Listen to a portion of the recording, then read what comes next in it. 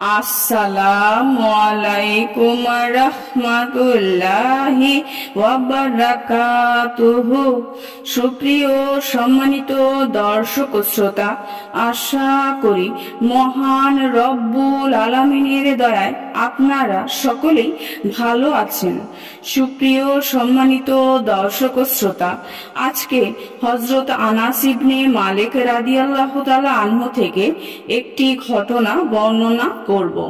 ঘটনার শিরোনাম হচ্ছে হাজ্জাজের ক্ষমা প্রার্থনা।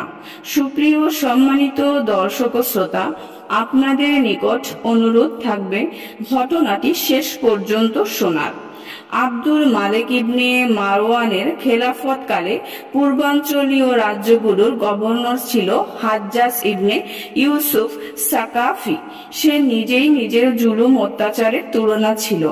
সে যখন বসরা আগমন করল, তখন হযরত আনাস রাদিয়াল্লাহু তাআলা আনহুকে ডেকে কঠোরভাবে সতর্ক করল। লোকদের মাঝে তাকে অপদস্থ করার জন্য তার কাঁধে মোহর লাগিয়ে দিল।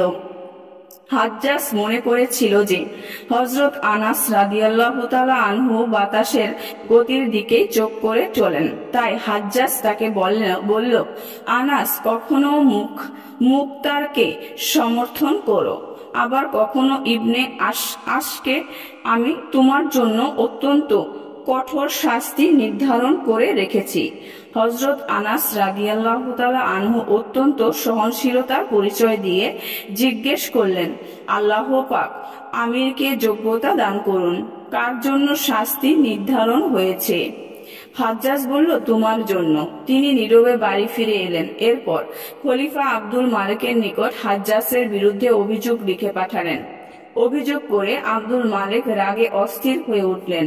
হাজ্জাজকে করা একটি পত্র লিখলেন, এখনই হযরত আনাস রাদিয়াল্লাহু তাআলা আনহুর বাড়ি গিয়ে তার কাছে ক্ষমা চাও, অন্যথায় তোমার সঙ্গে অত্যন্ত কঠোর আচরণ করা হবে। এরপর হাজ্জাজ দরবারীদের সঙ্গে নিয়ে হযরত আনাস রাদিয়াল্লাহু তাআলা আনহুর খেদমতে হাজির হয়ে মাপ চাইল, আবেদন করল তিনি যেন খলিফাকে এই মর্মে চিঠি লেখেন যে তিনি হাজ্জাজের উপর খুশি। অতঃপর হযরত আনাস রাদিয়াল্লাহু তাআলা আনহু তার দরখাস্ত মঞ্জুর করে দামেস্কে একটি পত্র লিখে প্রেরণ করলেন।